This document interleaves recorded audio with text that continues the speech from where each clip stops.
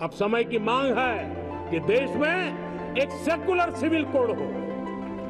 हमने communal civil code में 75 साल बिताए हैं। अब हमें सेक्युलर सिविल कोड की तरफ जाना होगा।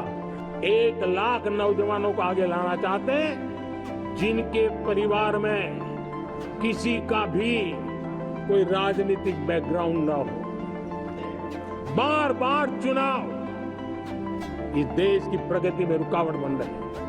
1 नेशन 1 इलेक्शन के लिए देश को आगे आना होगा।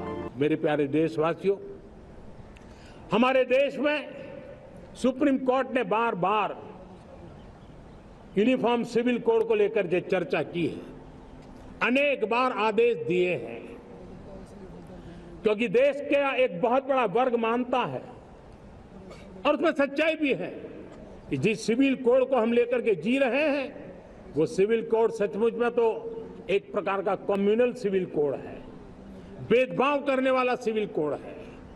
ऐसे सिविल कोड से जब संविधान के 75 वर्ष मना रहे हैं और संविधान की भावना भी जो हमें कहती है करने के लिए, देश की सुप्रीम कोर्ट भी हमें कहती है करने के लिए, और तब जो संविधान निर्माताओं का सपना था उस सपने को पूरा करना हम सबका दायित्व है।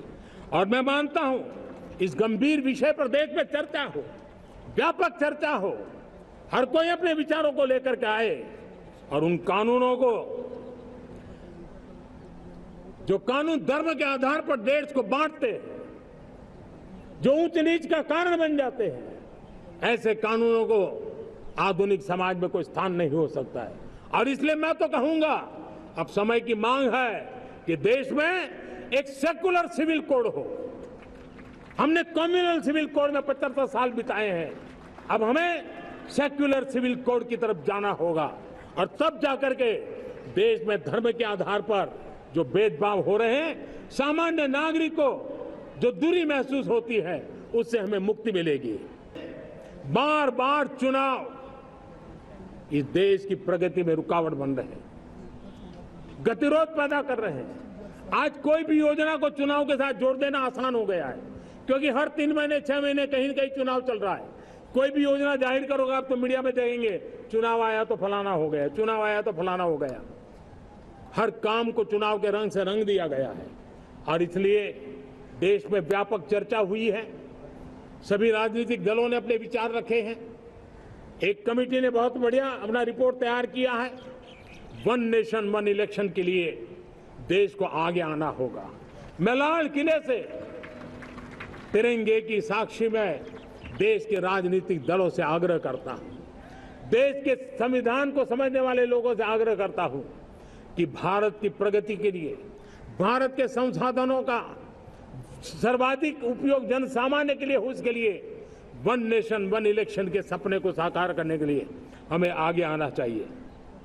मेरे प्यारे देशवासियों, जब मैं देश में एक चिंता हमेशा कहता हूं, परिवारवाद, जातिवाद भारत के लोकतंत्र को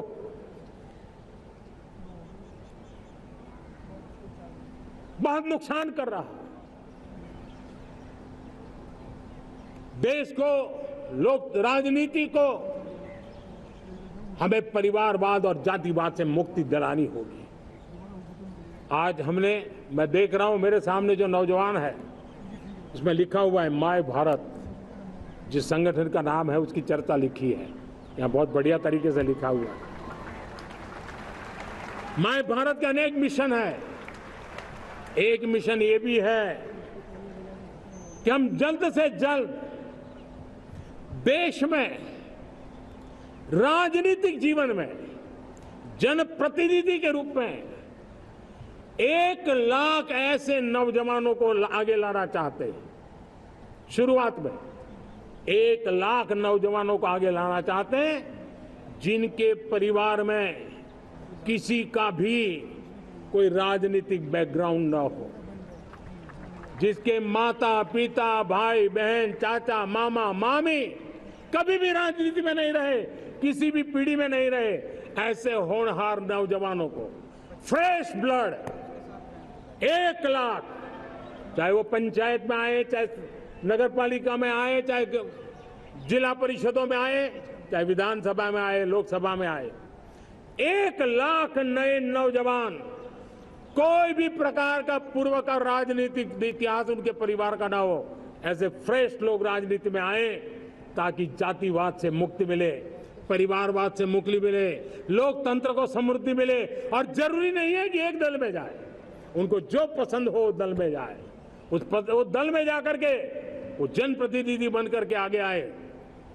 देश तय करके चले कि आने वाले दिनों में 1 लाख ऐसे नौजवान जो परिवार राजनीति से दूर दूर का संबंध नहीं है, ऐसे फ्रेश ब्लड आएंगे तो सोच भी नहीं आएगी, सामर्थ्य भी नहीं आएगा, लोकतंत्र समृद्ध होगा।